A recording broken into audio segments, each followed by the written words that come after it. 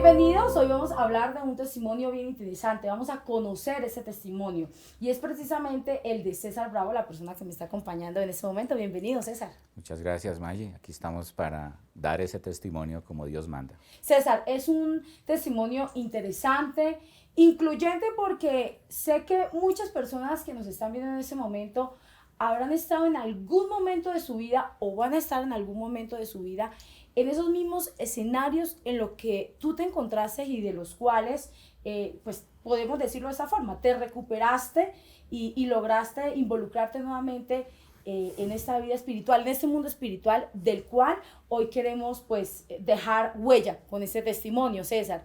Pero antes de entrar en detalle, es importante conocer quién es César Bravo o quién era César Bravo, de dónde viene César Bravo. Bueno, sí, muchas gracias, Maggie. Yo soy una persona del común y corriente. Vengo de una familia de clase media. Soy el mayor de 7 hermanos. Eh, Me tocó vivir una vida dentro de mi infancia un poco difícil. Mi familia es de origen católico, profesan la fe católica y yo la heredé, obviamente. Mm, Comencé desde abajo con una responsabilidad enorme, dando ejemplo supuestamente para mis hermanos, como hermano mayor que soy. Soy el mayor de 7 hermanos y eh, con ese peso siempre me tocó como no defraudarlos, como ser como Ejemplo a ese seguir. ejemplo a seguir de ellos. Y bueno, la vida fue bastante difícil al comienzo. Tuve la fortuna de poder conseguir un puesto estable en una empresa, diría yo, la primera empresa del país, que me permitió tener una estabilidad económica importante. Y en la medida en que fui creciendo dentro de ese medio, eh, y en la medida que iba ganando poder, que iba ganando estatus, porque comencé desde abajo, desde obrero raso, y me fui formando, incluso académicamente dentro de mi periodo laboral de la empresa, fui perdiendo todo lo que fue la parte espiritual. Era simplemente un católico de nombre, no iba a misa, no profesaba los Ni sacramentos, siquiera los domingos. nada, absolutamente nada. El poder se fue llenando en mí y yo me fui llenando de ataduras, ataduras del mismo poder, ataduras de vicios, vicios de lujuria, vicios de soberbia, vicios de prepotencia, envidia, orgullo, de demostrar ante la sociedad una imagen falsa, una imagen hueca, completamente perdido en el César, mundo. pero ahondemos un poquito en los detalles. ¿A qué edad usted entra a esa empresa, pues que es la puerta abierta a todo esto que nos acaba de decir? ¿A qué edad? Bueno, yo empecé muy joven, realmente yo tenía 18 años. Y de esos 18 años para atrás, ¿cómo fue esa formación espiritual en casa? Ok, yo recibí una formación espiritual. Recuerdo mucho a mi abuela materna, mi abuela Magdalena. Ella me llevaba a misa, y junto con mis padres empezaron a fundamentarme en los sacramentos, la confirmación, la primera comunión, por supuesto anteriormente el bautismo. Y yo me enfoqué en esa parte, inclusive crecí dentro de esa parte. O sea, digamos que usted era consciente del bien y el mal, Sí, de la salvación y de la condenación. sí, claro, por supuesto. Incluso recibí formación católica, estudié en seminarios, estuve interno inclusive en el Seminario Menor de San Pedro Claver de los sacerdotes jesuitas, cuya formación me quedó a mí cosas muy, muy interesantes. Entonces, digamos que en ese proceso de la infancia, hasta de la adolescencia, hasta llegar, iba yo enfocado, digamos, de la mano de mis padres, de mi abuela, en ese sentido, de manera muy positiva. Un entorno familiar también creyente. Sí, completamente creyente. Entonces, llegan los 18 años, llega esta oportunidad laboral y ¿qué pasa? Bueno, empiezo a ganar mucho dinero.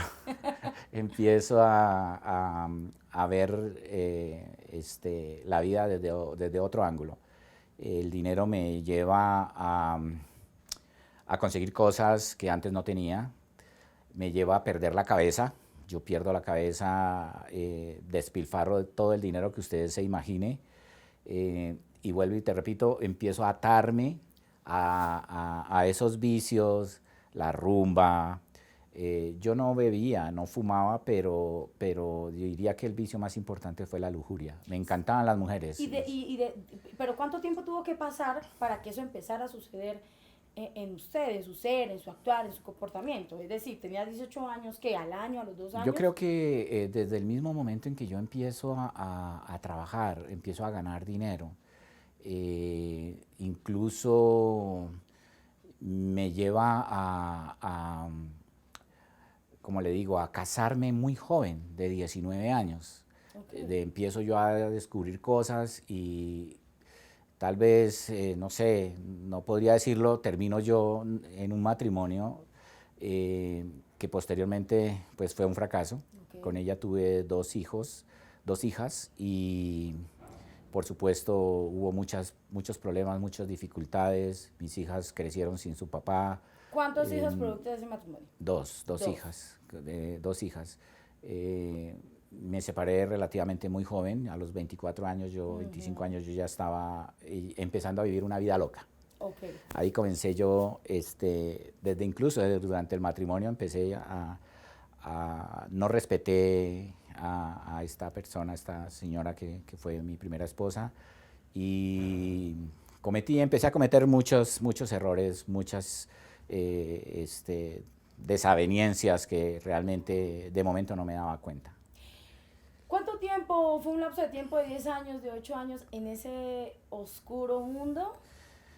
La misma empresa me lleva a viajar, yo empiezo a surgir laboralmente, inclusive académicamente. Yo estoy becado por la empresa, logro una carrera, cambio de estatus de convencional a directivo, empiezo a ser personal de manejo y confianza, empiezo a manejar personal y ahí fue el descalabro.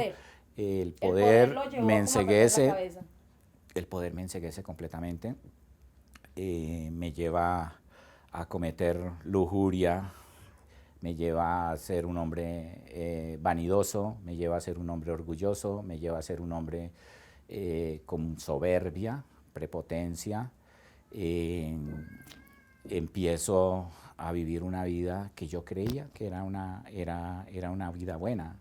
Es más, yo pensaba que yo era buena persona, porque supuestamente yo ayudaba a comunidades dentro de los procesos, pero en el fondo lo que quería era yo ser la figura, y entonces el alcalde me hacía ponderancia de mi nombre como el jefe de Ecopetrol, etcétera, de la compañía, en fin. Entonces a la final yo buscaba era eso. Y en ese ser interior que perseguía todos esos fines que pues, nos acabas de detallar, ¿en dónde estaba la vida espiritual? ¿En dónde estaba todo ese conocimiento, todo eso adquirido en esos primeros 18 años de vida? Eso se fue al piso. Nada. Completamente. Abandoné la iglesia, abandoné los sacramentos, perdí totalmente el norte. ¿Era consciente de usted en ese momento de lo que había pasado o simplemente se fue desvaneciendo como el agua entre las manos? Se fue desvaneciendo. Yo creo que no era consciente. O sea, yo pensaba a veces la vida y hay que vivirla y tenemos que disfrutarla.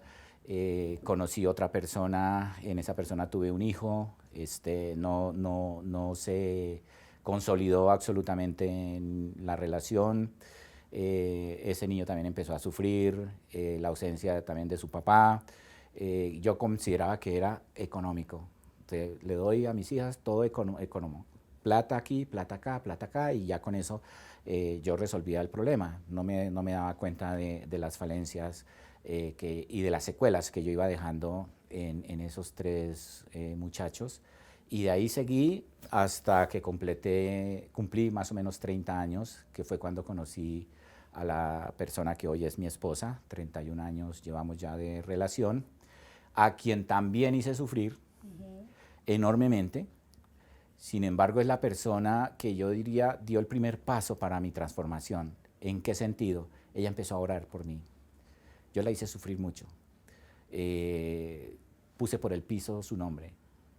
Y me duele, no me da orgullo decirlo. Y si lo comparto para el bien de todas las personas que puedan a su bien sacar lo bueno de este testimonio. Prácticamente la pisoteé. Y ella, en medio de esa situación, se mantuvo siempre firme, fuerte y en oración. Ella decía, yo no puedo creer que yo me haya equivocado tanto y haber escogido al padre de mis hijos, con ella tengo 2 hijos, al padre de mis hijos, una persona tan mala. No me puedo haber equivocado de esa manera. Y empezó a orar y me puso a los pies de Jesús, me puso a los pies de Dios. Señor, cámbialo, cámbialo, cámbialo. Ella toma una determinación. Yo cumplo mi ciclo laboral, incluso lo cumplo por accidente porque yo quería seguir trabajando, pero las circunstancias del país, de las leyes y las ordenanzas de los gobiernos me llevan a que me pensiono muy joven, de 44 años. Con 44 años yo tengo una pensión y yo no estaba preparado para esa pensión, no estaba preparado para el cambio de vida. Cuando yo quedo de pronto con los brazos así, cruzados, siendo una persona común y corriente, empiezo a darme cuenta que aquellas personas que me ponderaban, que aquellas personas que me adulaban, decían, César ya no nos sirve, César ya no tiene poder. Allá César y acá nosotros. El nuevo jefe es el que, ahorita, muerto el rey, que viva el nuevo rey, algo así más o menos. A mí eso me golpeó y me tocó. Mi esposa tenía la oportunidad porque su padre es ciudadano de los Estados Unidos y ella, antes de que yo me pensionara, había solicitado que la residencia del grupo familiar. Y ella me ha dicho, César, próximamente ya nos van a salir los papeles. Lo único que te pido es que nos acompañes en este proyecto. No me vayas a decir que no, por favor. Vamos, y si te quieres devolver al otro día, devuélvete. Pero que nosotros nos quedemos allá, recibimos los papeles e iniciar una nueva vida. Yo te confieso que yo no me quería ir de Colombia. No concebía mi vida en los Estados Unidos.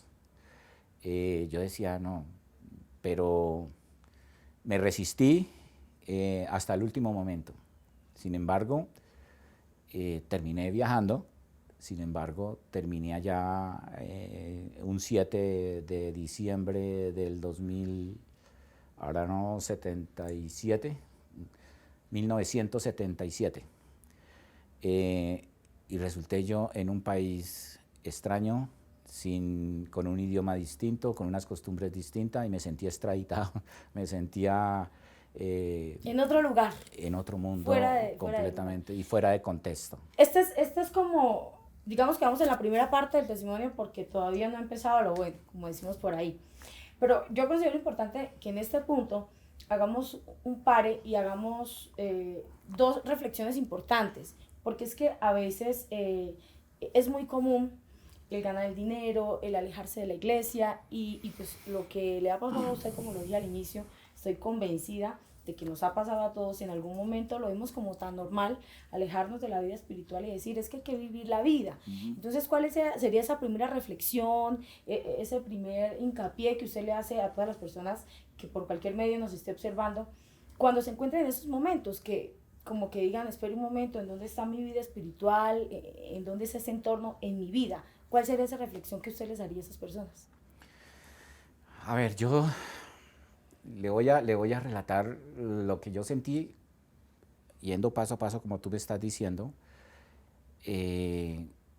Yo no pienso en ese momento nada de reflexión, ni hago ningún tipo digamos, no pienso como que nada de eso. Lo único que yo pienso es que yo dónde estoy y yo no me merezco esto que estoy viviendo. Era lo que yo en ese momento pensaba. La parte espiritual como que no entraba todavía en ese juego. Y resulta que en Estados Unidos uno llega y tiene que empezar de abajo, porque no habla el idioma, porque algo que me movió quizás el piso fue ver a mis dos hijos que eran pequeños. Mi hija tendría unos 14 años y mi hijo tendría unos 7 años. Y, y lo que me movía era que ellos me veían y decía, bueno, estamos como en un mundo nuevo, pero mi papá está aquí, entonces Un respaldo. él me va a respaldar. Ujú. A mí eso me tocó profundamente. Y yo dije, esa mirada de mis hijos tal vez empezó ahí como a moverme. Sin embargo, yo comencé a tener otra situación y fue como un vacío. Me sentía que no tenía identidad, que no tenía ciudadanía. Yo ya no tenía nada en Colombia, pues obviamente aparte de mi familia, pero digamos que no tenía casa, no tenía esperanza, solamente una pensión. Y entonces empezó como a entrar en mí un proceso que yo no lo descubría, pero que empezó a caminar un proceso de depresión, una cosa enorme. El cambio. Fuerte, Fuerte. sí, fuerte. Me dieron ataques de llanto, pero en ese momento incluso mi esposa, que fue una situación que también se dio ya en los Estados Unidos, hubo una como química entre los dos de sacar adelante a esos muchachos y de demostrarle al mundo que nosotros sí éramos capaces, ¿sí? De no fracasar, Sí, sí, sí. de no devolvernos, sino vamos a echar para adelante, y como que hubo una química, sin que nos lo dijéramos, visual quizás, anímica, de salir adelante. Digamos, bueno, vamos a meterle, Meterle y ganas. ahí como empezó esa obra maravillosa que, De hecho, que empezó a hacer Dios. usted me decía detrás de cámaras que usted destacaba y rescataba que las oraciones de su mujer, su actual esposa, fueron esa gasolina que lo ayudó Sí, como a no derrumbarse en aquellos momentos de sí, depresión, de tanto cambio que nos estás contando. sí. Que es como el segundo punto que yo quería hace un momento rescatar, ¿no? De toda esta situación. Sí, correcto. Creo que eso fue fundamental. Ahí caí yo en una depresión, y en un viaje que hice a Colombia se agravó, porque al yo llegar al aeropuerto y ver mi país, yo decía, Dios mío, este es mi país, pero no lo es. Entonces yo empezaba a llorar y yo no me daba cuenta, o sea, no lo podía controlar, no lo podía controlar, no lo podía controlar. Entonces se agudizó de una manera tan fuerte, que terminé en una clínica de reposo, más o menos como 6 semanas. Pero allí quizás fue la segunda parte después de las oraciones de mi esposa. Allí conocí un terapeuta que era sacerdote, y ese terapeuta me tocó el corazón en el sentido de que me decía, bueno, tú estás sufriendo porque has perdido tu ciudadanía, has perdido el país, has perdido a tus primeros hijos, entre comillas, que reniegan de ti, que no te valoran, y tus hijos actuales, tu esposa actual, también la vas a dejar perder. Esa fue la primera parte. Yo en ese momento, cuando el padre, ese sacerdote, que en ese momento yo no lo veía como sacerdote, sino como un terapeuta, como un médico especialista, él me dijo, César, yo voy a celebrar una Eucaristía esta tarde, si quieres vaya, porque yo no participaba en ninguna actividad, y si yo no participaba en una actividad estaba condenado a quedarme ahí quién sabe cuánto tiempo. Yo no sé qué pasó, Magis, pero yo ese día fui a la Eucaristía y yo veía a ese sacerdote que iba y venía, iba y venía, iba y venía. Al día siguiente yo cambié, era otra persona. Empecé a darme cuenta dónde estaba yo y empecé a preguntarles los mismos Compañeros. pacientes que estaban allí en el desayuno. Yo recuerdo muy bien esa parte porque yo estaba sedado, o sea, yo mantenía como sedado. Entonces le decía yo, oiga, ¿y usted por qué está aquí? Y entonces me decía, uy, hermano, yo estoy por droga, yo soy drogadicto y yo no sé qué. La muchacha de enfrente, había una muchacha al frente que tenía media cabeza rapada y la otra media con colores azul y no sé qué otras cosas. Sí. ¿Y tú? Y decía, yo soy bipolar, yo a veces estoy aquí, a veces estoy allá. ¡Wow! Y tú, había otra que era muy bonita, por cierto, su fisonomía, pero los ojos como Perdidos. perdidos. ¿Y tú por qué estás? Dice, uy, yo sufro de depresiones, uy, unas depresiones. Y oh my God. Había un costeño al lado mío, señor, ¿y tú por qué estás aquí? Y me decía, hombre, pues yo soy alcohólico. yo soy alcohólico. Oye, ¿tú no tienes en tu habitación por ahí un enjuague bucal? Esa vaina es buena. Yo dije, Dios mío, ¿dónde estoy yo? Entonces me empecé a preocupar y empecé a pedir a mi especialista, al psiquiatra, yo quiero ver al psiquiatra, y yo le decía, no, yo me quiero ir, yo me quiero ir. Me decía, trabaje. Empecé a trabajar. Salí en 2 semanas, o 2 o 3 semanas, y desde ese día yo juré, dije, nunca más volveré yo, es la primera y la última vez que yo toco una clínica por esta enfermedad. Esta es una enfermedad maldita, esta es una enfermedad del demonio y yo la puedo dominar. Y al día de hoy, no sé cuánto tiempo ha pasado después de eso, yo nunca más me volví a dejar dominar de la depresión. Me ha intentado dar, pero la oración lo rompe todo. Con la oración me he defendido, digamos, de esos ataques del demonio. Esa fue como la segunda parte. Ya después de eso viene ya lo que es la parte fundamental de mi conversión. Sí, claro, estando ya en Estados Unidos, usted tiene su primer encuentro. Sí. El Evangelio de Mateo 25, del 1 al 15, esta parábola que encontramos allí en la palabra de Dios, juega un papel muy, muy importante, casi que protagonista, en ese primer encuentro que usted nos va a relatar. Yo diría que es protagonista. Sí. Sí. Yo me encontraba, ese día era un domingo, yo me encontraba no había nada que hacer, mi esposa se había ido de la casa estaba creo que trabajando, mis hijos, por no recuerdo qué circunstancia, no se encontraban, y yo me salí a la puerta, y yo estaba en pantaloneta con unos tenis y una camiseta pues del clima, pues donde yo vivo es caliente, entonces yo estaba ahí mirando por la puerta, y mi vecino, un señor chileno, a quien quiero mucho, lo veo como un guía espiritual muy fuerte, él salía bien vestido, con su esposa bien elegantes, y me dice, ay, vecino, ¿usted cómo está? Le dije, bien. Me dice, ¿qué hace? Le dije, no, aquí. ¿Qué está haciendo? No, nada. Aquí, pues, sin hacer nada. Entonces me dice, hermano, lo invito a misa. Entonces yo le digo, ¿qué? Le dije, no, hermano, yo aquí estoy bien, no. Me dijo, hermano, vamos, que mire que Dios de pronto si te tiene aquí es para algo bueno, no sé qué. Total que me convenció. Y a mí me dio más por pena, y me fui más por pena. Le dije, pero me devuelvo, porque mire la pinta. Me dijo, no importa, Dios no lo necesita usted con buena ropa, vámonos así. Yo me voy, llego a la iglesia, me impresiona ver la iglesia llena de gente, me impresiona ver la orquesta, tenían una orquesta, wow, una cantante, tenía una voz preciosa. Y cuando comienza la Eucaristía, la Santa Misa, yo llego y me quedo de pie. Sí, me contaron que no quiso ni sentarse. No me quise sentar y empecé a mirar a las chicas. Uy, esa está bonita, wow, mírele la cola, esa chica está divina, uy, mire, no, uy, esa vieja tan fea, no, o sea, como empecé a hacer cosas, no, o sea, a mí me da pena. A distraerse.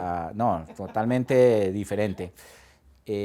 Empieza la Eucaristía, llega el Evangelio, ese Evangelio que tú acabas de decir, Mateo 25, del 1 al 15, porque no me recuerdo, porque no sé qué circunstancias yo me intereso en el relato de ese evangelio, rápidamente, en donde habla de las 10 doncellas que tienen sus lámparas encendidas, que traen su aceite y llegan a esperar al novio. 5 de ellas guardan el aceite, las otras 5 lo desperdician, se quedan dormidas, llega el novio a la medianoche a tocar, y las 5 que habían desperdiciado el aceite le fueron a pedir a las 5 prestadas, le dijeron que no le prestaban, que fueran a comprar, y mientras tanto llegó el novio, y esas 5 que tenían el aceite entraron a la gran fiesta, y cuando llegaron, cerraron la puerta, y cuando llegaron las 5 con su lámpara, abrieron una ventanita y le dijeron, nada que hacer. Nada que hacer, no las conozco, mujer.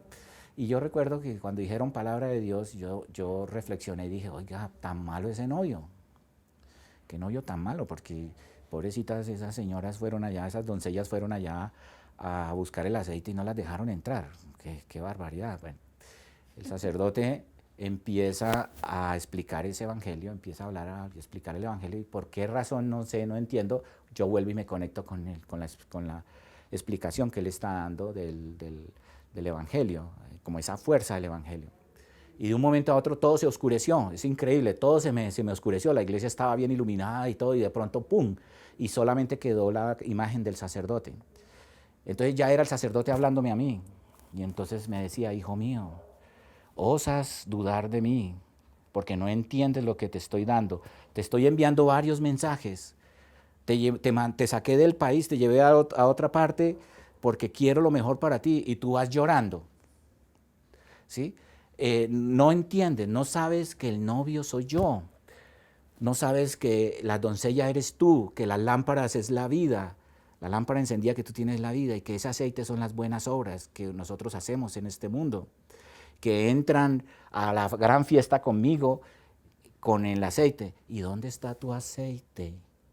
Y en ese momento yo me empiezo a dar cuenta. ¿Cuál era ese aceite que usted tenía? Cuéntenos. Yo no tenía aceite. Estaba seco. Completamente seco. Ahí empiezo yo a reflexionar. No tenía aceite. Nada. Estaba grave. Sin embargo, bueno, al rato se normaliza la iglesia, queda otra vez. Yo estaba en el piso, había gente dándome unos vientos, otros me estaba dando agua, iban a llamar al 911 para llevarme en una ambulancia. Le dije, no, sí me desmayé, pero no, yo estoy bien. Y me dieron una silla y me senté.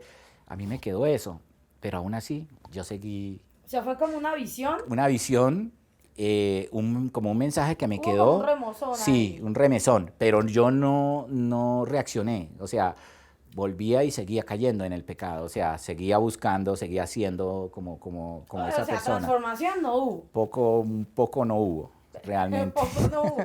Sí. Pero sí se perdió un poco su personalidad en cuanto a permitir que los mensajes llegaran, que gente de un entorno espiritual lo abordara. Sí, quedé inquieto. Ese mismo vecino me invita posteriormente a un retiro espiritual de los hermanos de Emaús. Yo no sabía quién eran los hermanos de Emaús, no sabía nada. Yo le digo que sí. Primero le digo que no tengo plata. Él me dice, no importa, yo lo pongo. Había un donativo, porque ellos no cobran, sino es un donativo para los gastos de la manutención, porque eran 3 días, viernes en la noche, sábado y domingo al mediodía, terminaba con la Sagrada Eucaristía. Entonces yo dije, bueno, yo voy. Hermanito, lo espero el viernes a las 5 de la tarde aquí en el parqueadero de la iglesia. Sí, señor. Ya el jueves yo ya no quería. Y el viernes empecé a inventarme por la mañana, a ver qué le digo yo a este tipo, yo cómo le digo. Entonces empecé yo y lo llamé y le dije, hermano, es que estoy trabajando, yo no voy a poder ir hoy. Y le empecé a buscar disculpas y no fui. El viernes. Y él me empezó a llamar el viernes por la noche, yo no le contestaba, a las 9 de la noche, a las 10 de la noche, a las 11 de la noche, yo no le contesté. Al otro día, a las 7 de la mañana, a las 8 de la mañana, a las 9 de la mañana, yo no le contesté, hasta que mi esposa se puso brava conmigo. Me dijo, César, eso no se hace. No sea mala gente. Hágame el favor y le contesta a ese señor y váyase para allá. Coja una muda de ropa, qué pena con ese señor, que le pagó inclusive, le dio la donación y todo lo demás. De mala gana cogí trim, yo lo llamé y le dije, sí hermano, qué pena, pero es que no sé qué. Bueno, total que llegué al mediodía a la famosa cita. Del sábado. Del sábado, correcto. Cuando yo llegué, estaban todos almorzando, el grupo. A mí me dio pena porque yo abrí la puerta, o abrieron la puerta y él todo orgulloso me presenta.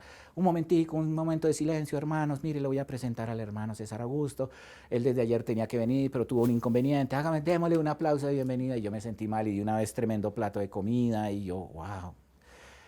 En el primer ejercicio o en la primera reunión después del almuerzo, se me manifiesta el Espíritu Santo tangiblemente. ¿Ese es el segundo encuentro de su testimonio? Sí, ese es mi segundo encuentro, pero este ya es tangible, es más tangible.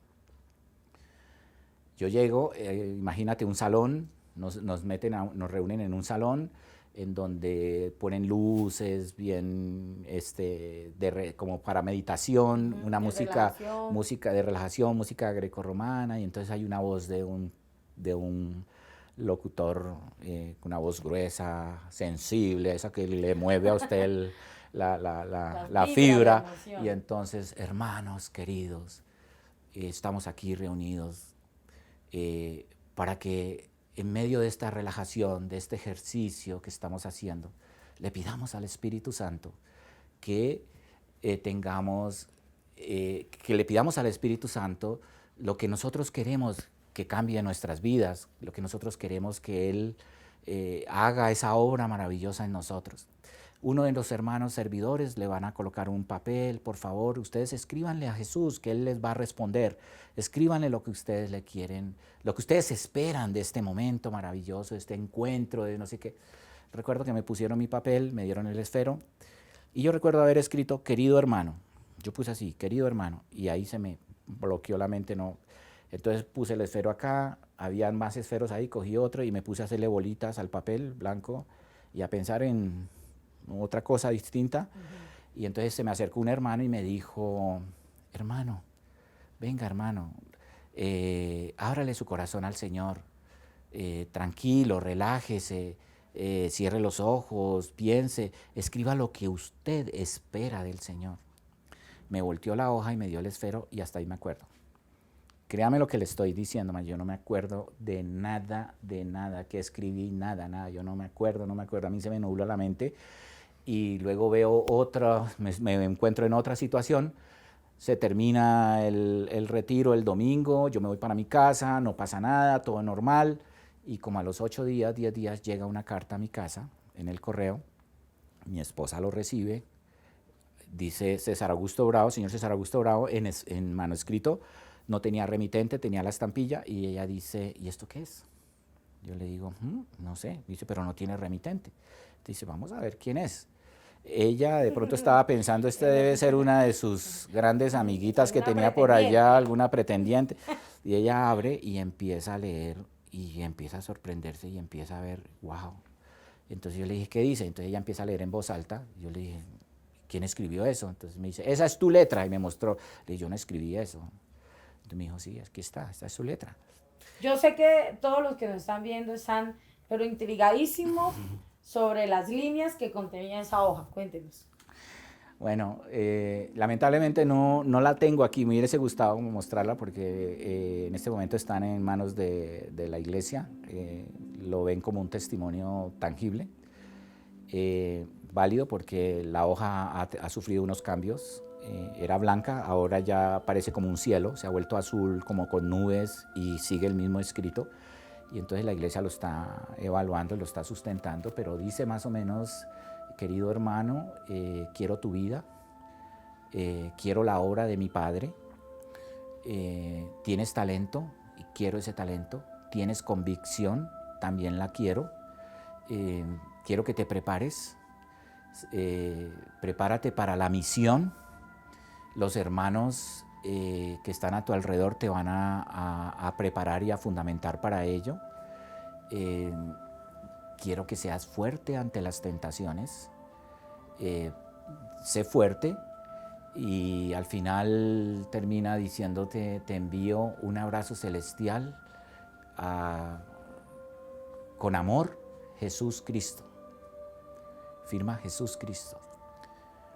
Y pues ahí sí me tocó. Cuando yo vi eso y lo llevé y lo sustenté, dije, Dios mío, empecé yo a hacerme preguntas internas, yo ahora, ¿yo cómo hago? Él dice que me prepare, yo no, me di cuenta, Mayes, yo no conozco la Biblia,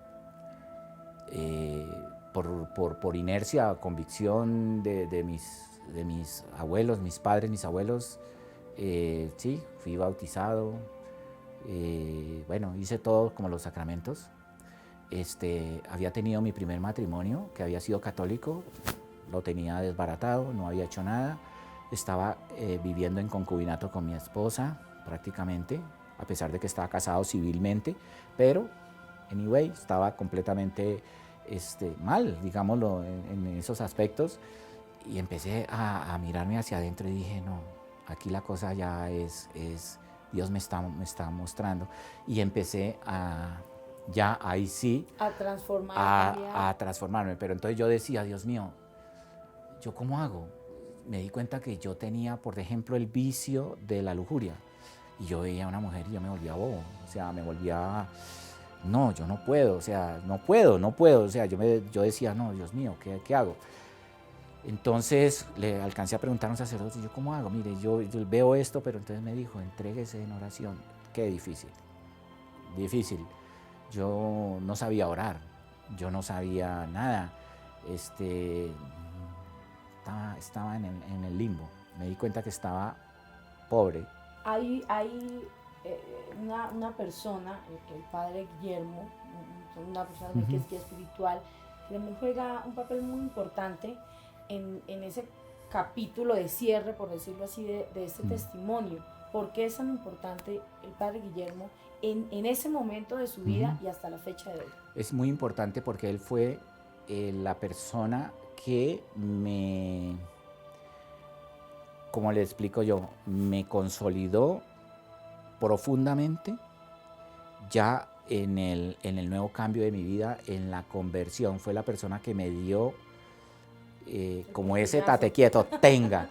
Ahí quedé yo completamente ligado a Jesús Cristo. ¿Cómo llega Me enamoré, a su vida? sí, me enamoré de Jesús. ¿Cómo llega él? Él llega por un proceso, primero, desde el momento en que yo hago esa pregunta, suceden varias cosas.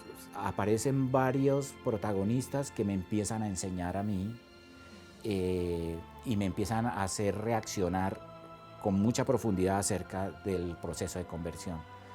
Primero, testimonialmente, varias personas, entre ellas Marino Restrepo, entre ellas Catalina Rivas, personas místicas que vieron y dan testimonio, Gloria Polo, y el sacerdote Luis Toro, que muchos conocen y del cual yo he aprendido a manejar y a conocer las Sagradas Escrituras. Él ha sido mi profesor y mi maestro, tuve la dicha de conocerlo personalmente, de compartir con él muchos temas de la iglesia y sobre todo fundamentarme con libro y con un tema.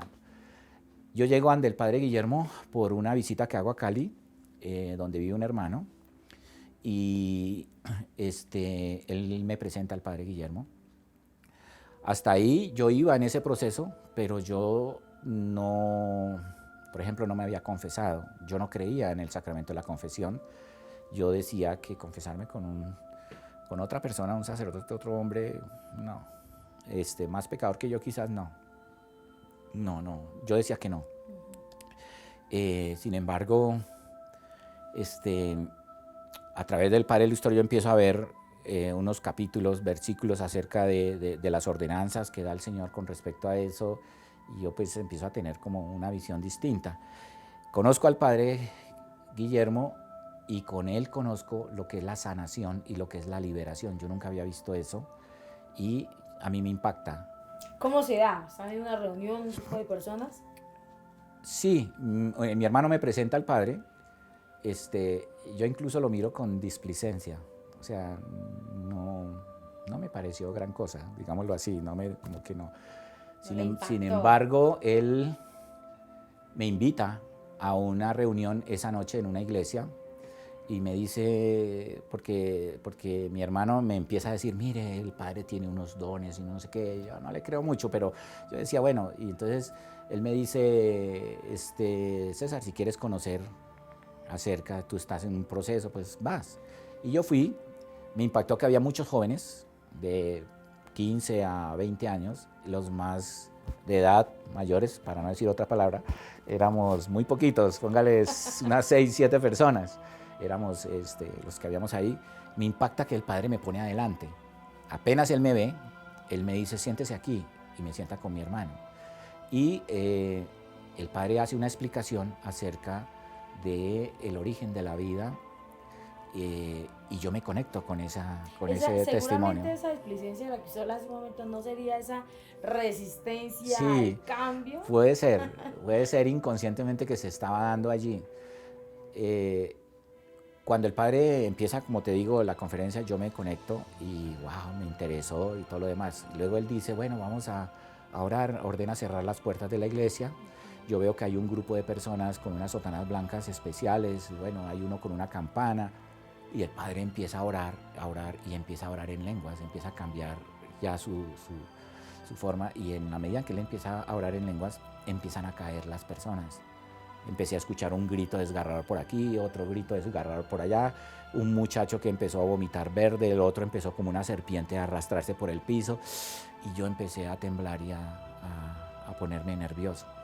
Mi hermano, ¿qué está pasando? Dios mío, ¿esto qué es? O sea, yo me asusté, o sea, yo dije, no, esto no es normal, yo ¿dónde estoy? O sea, como que, no, yo no, nada.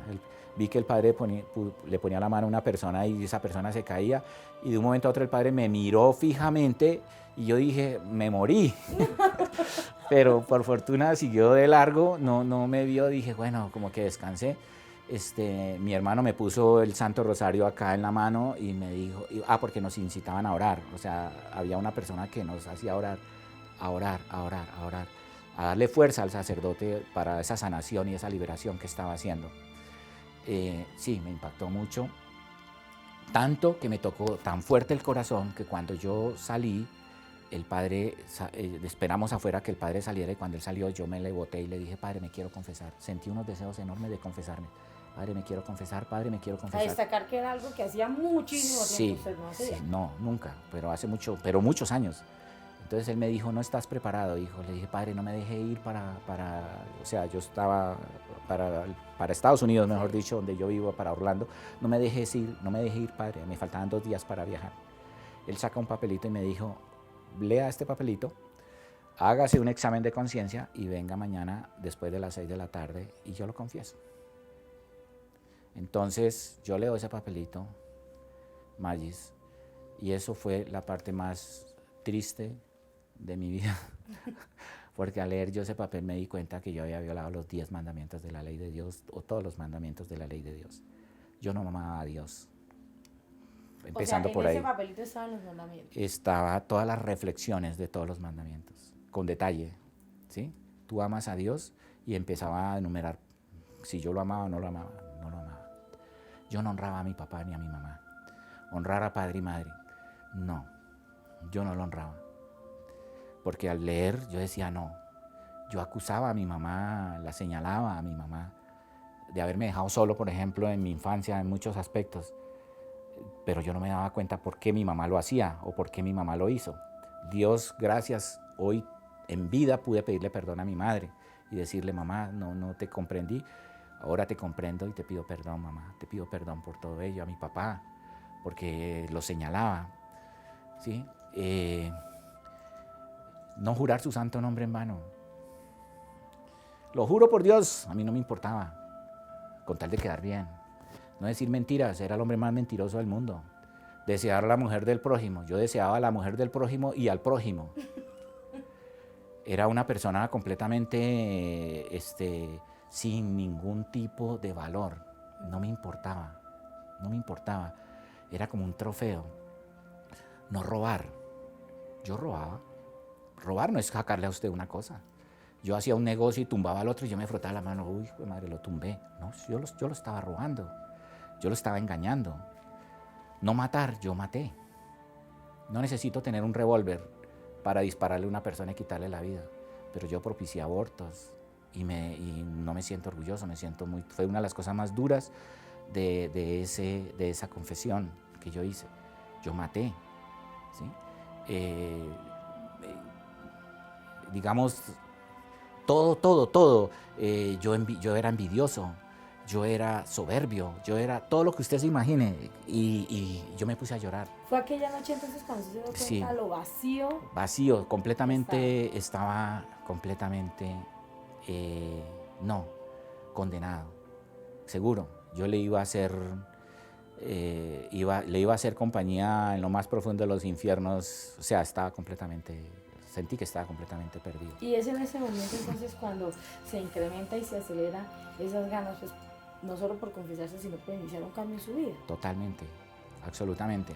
Yo ya lo venía, venía orientándome. Y al día siguiente va usted y dice, ya siento esa necesidad. Hay una Santa Misa a las 6 de la tarde, yo asisto.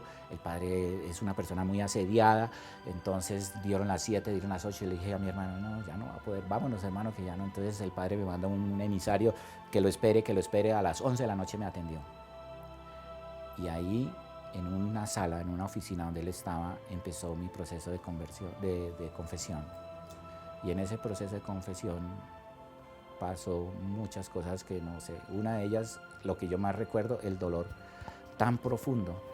Fue un dolor que yo no puedo describir en palabras, porque en ese momento yo empecé a ver una película dentro de mí y empecé a darme cuenta el dolor que yo le causaba a una mujer que yo engañaba, el dolor que yo le causaba a una persona que hice abortar, el dolor que yo le causé a una persona que engañé, el dolor que yo le Como causé. estigmas. Es una cosa horrible. Entonces yo caí al piso, yo me acuerdo que caí al piso y me cogí de los pies del Padre. Y recuerdo que él me empezó a orar, pero yo de ahí no me acuerdo. Yo gritaba desde lo más profundo de mi corazón, de mi voz, no sé. Fue bastante fuerte y yo... Hubo como una liberación en ese momento. Sí, fue una liberación fuerte. Y desde allí yo empecé a ser otra persona. Empecé a cambiar completamente y en ese cambio empezó a haber señalamientos. ¿César? ¿Ha cambiado? ¿César? Eso es una porquería. ¿Qué va a cambiar él? Empecé a tener señalamientos incluso de mi propia familia, política y familia de sangre, no creía. Me asaltó una duda. Yo decía, Dios mío, ¿yo cómo voy a empezar a romper todas estas cosas, todas estas ataduras, especialmente la lujuria? Que ya se había generado. Sí, y le pedí ayuda. Sin él, lo único que sí les digo, sin él y sin la oración uno no puede, pero con él y con la oración yo rompí todos los lazos de vicios que yo tenía. ¿Eso hace cuánto ya? Tenemos, o sea, ¿hace cuánto empezó ese proceso de transformación? 13 años. ¿Hace 13 Llevo años? 13 años en ese proceso y los que me faltan. ¿Y quién es César ahora? Un hombre completamente distinto. Yo hoy soy un hombre feliz. Le pedí perdón a mi esposa. He podido disfrutarla plenamente. Y ¿sabes una cosa? Dios me ha regalado, yo le llamo como carismas. Me ha dado el carisma, yo creo, del consejo. A través de mi testimonio, y por eso estoy aquí, he podido sanar el corazón de otras personas. Y a lo mejor esa era la misión que él quería para conmigo. Yo te puedo ver a ti completamente salida de la ropa, pero si yo llego y te hablo 2 o 3 palabras, te puedo bajar un poco, te puedo hacer razonar. Eso lo puede hacer cualquier persona, pero yo estoy seguro que Dios me acompaña y me ayuda en los procesos. En varias ocasiones me he dado cuenta, cambió totalmente mi sistema de vida. Soy un hombre feliz, soy un hombre tranquilo. He recuperado a mis hijos. A mis hijos los he recuperado. ¿A todos? A todos. Me falta una, mi hija mayor, que estoy seguro que lo voy a lograr, porque se la tengo puesta a los pies de Jesús, se la tengo puesta y le estoy diciendo, Señor, ella es tu hija y ahí está. Le he pedido perdón 1 y 1000 veces y le seguiré pidiendo perdón las veces que sea necesario y Él va a hacer su obra. Eso realmente, eso soy yo. El César de Hoy, sí, Señor. Si yo hoy, ahora, le entregara otra vez ese papelito que le entregó aquella noche el padre Guillermo, ¿qué pasaría? Mi botella del aceite está llena. Está llena. Ya está tranquilo. Sí, me faltarán muchas cosas Bueno, más, pero todos sí. los días mejoramos, ¿no? Sí, yo estoy abierto a ser ese soldado de Cristo que Él quiere. Estoy abierto a seguirlo, a amarlo, a glorificarlo y a darle gracias todos los días. Y todos los días le doy gracias por todas las cosas buenas que me ha dado, por permitirme incluso estar aquí y compartir este testimonio para bien de la humanidad.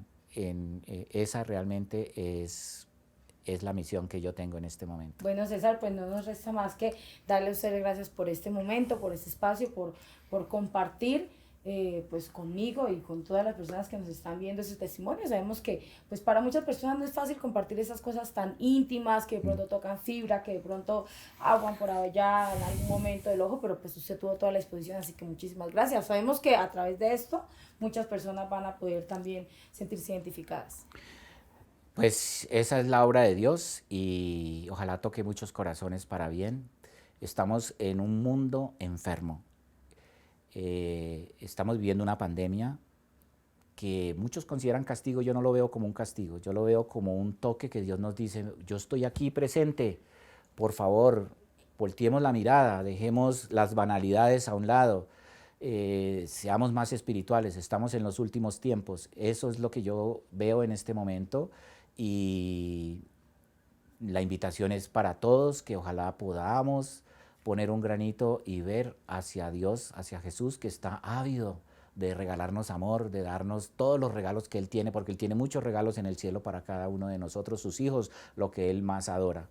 Entonces, en eso estamos y en ese proceso estamos, Mayes. Pues César, muchas gracias. Él es César Bravo, una persona que trae su testimonio en este corto espacio. Yo soy Madelut Sandoval. A ustedes muchísimas gracias. También les agradecemos si comparten toda esa información para que pueda llegar a muchísimas más personas. Y como ya él lo dijo, aquí estamos para la obra de nuestro Dios Padre. Que estén muy bien y en una próxima oportunidad nos volveremos a ver. Que la paz llegue a todos los hogares del mundo.